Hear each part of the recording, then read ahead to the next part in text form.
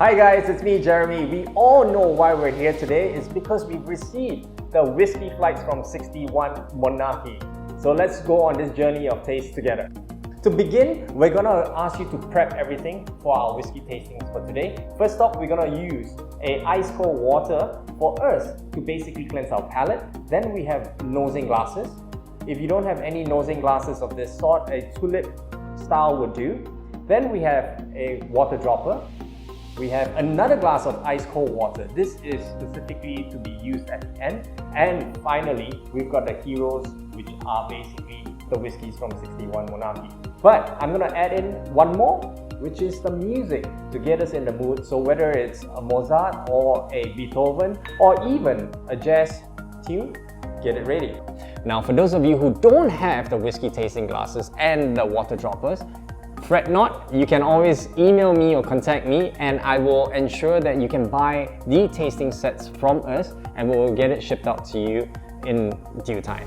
Now that we're all prepared, let's pick up the first whiskey that we're gonna sample today. For you guys at home, you have this miniature bottle. It's stated that Mortlach 18-year-old. Now, what's great about the Mortlach 18 is that this is the first legal distillery and it's known as the Beast of Ducktown. So it's unlike many Speyside whiskies. It's got full of flavor, it's robust, it's complex, and it's powerful. I'm just gonna take a little bit just to indulge in the rest of this whiskey later on. The color is just fantastic on this Mortlach 18 years old. It's been sitting in there. It's a mix of two different whiskey barrels, but predominantly there's a lot of sherry notes coming through on this. Let's nose it.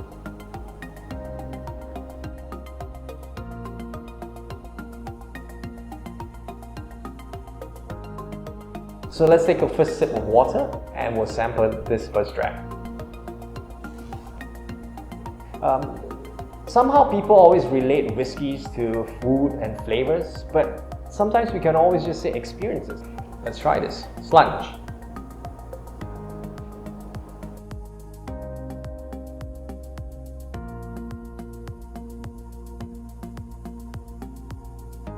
So what we're going to do is let's just add a drop of water to open up the flavors of this particular whiskey. I would normally add just one drop, which is sufficient, and max 2 drops. You don't want to open it up, and just let it sit for a while before we raise it up and revisit this particular whiskey with a drop of water. Cleanse your palate. Always remember to cleanse your palate. Cheers.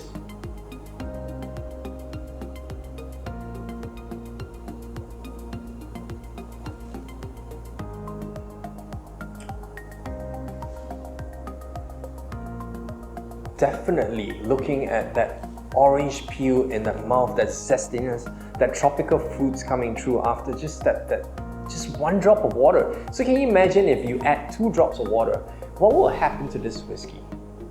I leave it to you, for you to try at home. Going to the next whiskey is the Clynelish 14, founded in 1819. This whiskey comes from the coastal highlands and my god, this is just lovely. One of the reasons why the whiskey is so unique is because of the water source that they use from Clymelton Burn, where many years ago people used to pan for gold and the gold deposits actually dropped to the bank of the river, literally having the water run over the gold all the way down into the distillery. That's why the water source at Clynelish is very, very important.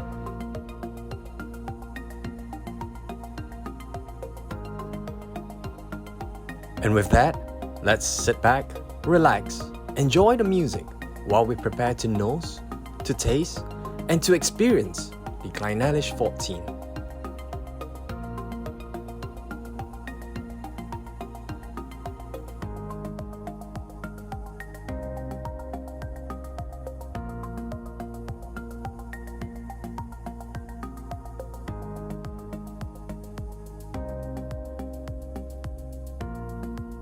And now let's go to our third whiskey, the Caol 12, founded in 1846. This is literally translated to the sound of Isla. Caol coming from the Isla region, this is one of the largest distilleries in Isla at this point of time, and we'll understand why this particular whiskey is so unique and plays a lot of characteristics in most of the Johnnie Walker blends.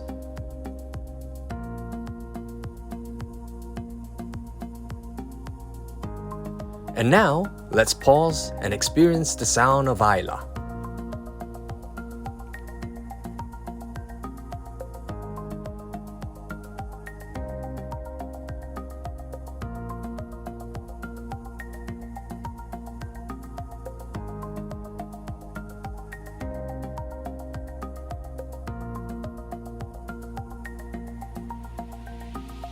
Let's go to our fourth and final whiskey, the Johnnie Walker Blue Label.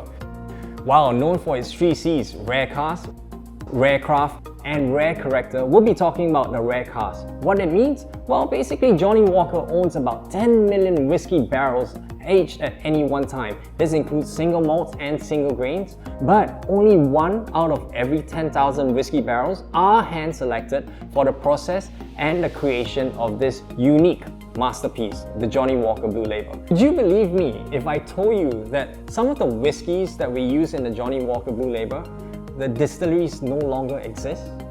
Let's go and understand this whiskey a little bit better.